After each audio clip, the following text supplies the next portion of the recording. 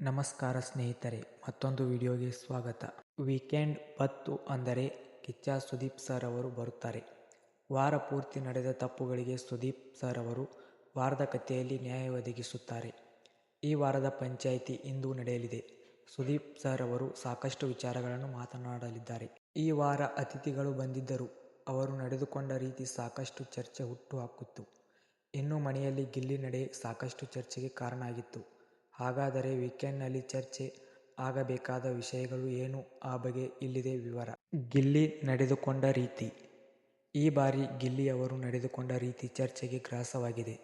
ಮನೆಗೆ ಬಂದ ಅತಿಥಿಗಳು ಅತಿಯಾಗಿ ಆಡಿದರು ಎಂಬುದು ಎಷ್ಟು ನಿಜವೋ, ಕೆಲವು ಸಂದರ್ಭಗಳಲ್ಲಿ ಗಿಲ್ಲಿ ಆಡಿದ ಮಾತುಗಳು ಮಿತಿಮೀರಿತು ಎಂಬುದು ಅಷ್ಟೇ ನಿಜ.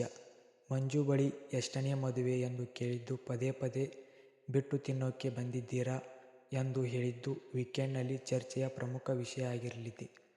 ಹಾಸ್ಯದ ಹೆಸರಲ್ಲಿ ಗಿಲ್ಲಿ ಮಿತಿಮೀರಿ ನಡೆದುಕೊಂಡಿದ್ದನ್ನು ಸುದೀಪ್ ಸರ್ ಪ್ರಶ್ನೆ ಮಾಡಲಿದ್ದಾರೆ. ಅತಿಥಿಗಳಿಗೂ ಇದೆ ಮಂಗಳಾರತಿ.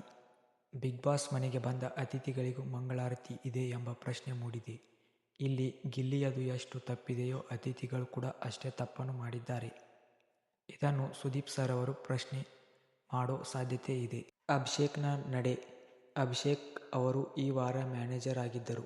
ಅವರು ಪಾಯಿಂಟ್ಸ್ನ ಸರಿಯಾಗಿ ಹಂಚಿಕೆ ಮಾಡಿಲ್ಲ ಎನ್ನುವ ಆರೋಪ ಇದೆ.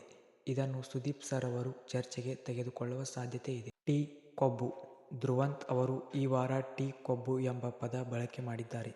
ಇದು ಒಳ್ಳೆಯ ಪದ ಅಲ್ಲ. ಹೀಗಾಗಿ ಇಂತಹ ರಿಯಾಲಿಟಿ ಶೋನಲ್ಲಿ ಅದನ್ನು ಬಳಕೆ ಮಾಡೋದು ಎಷ್ಟು ಸರಿ ಎಂಬುದು ಪ್ರಶ್ನೆ. ಹೀಗಾಗಿ ಈ ಬಗ್ಗೆ ಸುದೀಪ್ ಸರ್ ಪ್ರಶ್ನೆ ಮಾಡುವ ಸಾಧ್ಯತೆ ಇದೆ.